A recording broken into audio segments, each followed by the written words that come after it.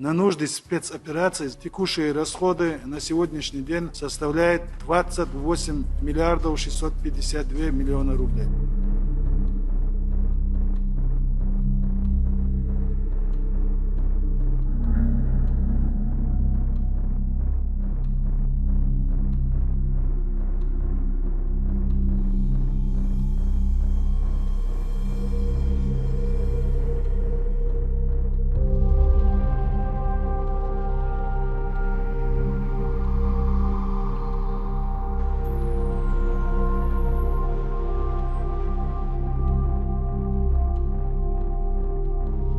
Денежные средства, которые поступают по линии этого фонда, которые собирают фонд имени Кадырова, они идут неофициально. То есть они идут не через кассу, а идут по, наверное, кэшем. Да? То есть они где-то собираются, агрегируются, на баланс самого фонда они не зачисляются.